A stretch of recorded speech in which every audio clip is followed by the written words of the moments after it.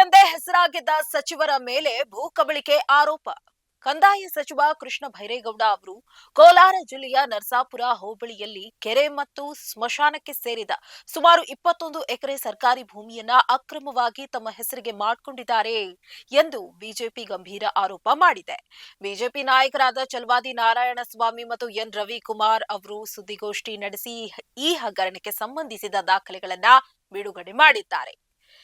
ಗರುಡನಪಾಳ್ಯ ಗ್ರಾಮದ ಸರ್ವೆ ಸಂಖ್ಯೆ 46ರಲ್ಲಿರುವ ಕೆರೆ ಭೂಮಿ ಮತ್ತು ಸರ್ವೆ ಸಂಖ್ಯೆ 47ರಲ್ಲಿರುವ ಸ್ಮಶಾನದ ಜಮೀನನ್ನ ನಕಲಿ ದಾಖಲೆ ಸೃಷ್ಟಿಸಿ ಸಚಿವರ ಕುಟುಂಬದ ಹೆಸರಿಗೆ ವರ್ಗಾಯಿಸಲಾಗಿದೆ ಎಂದು ಅವರು ದೂರಿದ್ದಾರೆ.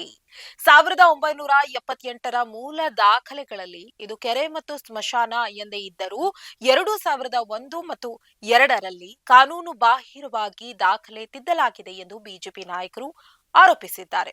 ಈ ಭೂಮಿಯ ಮಾರುಕಟ್ಟೆ ಮೌಲ್ಯ ಸುಮಾರು 100 ಕೋಟಿ ರೂಪಾಯಿಗೂ ಅಧಿಕವಾಗಿದ್ದು, ಒಬ್ಬ ಜವಾಬ್ದಾರಿಯುತ ಸಚಿವರೇ ಸರ್ಕಾರಿ ಭೂಮಿಯನ್ನ ಕಬಳಿಸಿರುವುದು ಅಕ್ಷಮ್ಯ ಅಪರಾಧ ಎಂದು ಬಿಜೆಪಿ ಕಿಡಿಕಾರಿದೆ.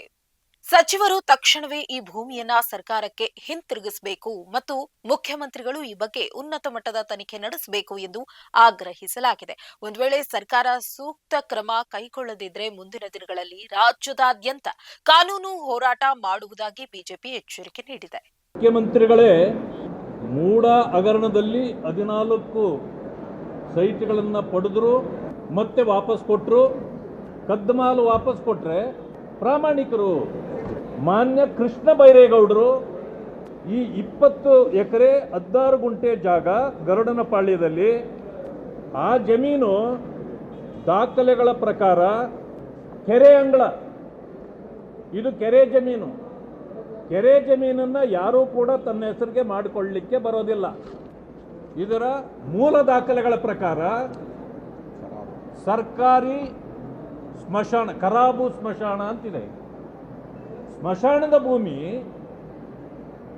ರೆವಿನ್ಯೂ ಮಂತ್ರಿಗಳ ಖಾತೆಗೆ ಹೇಗೆ ಬರುತ್ತೆ?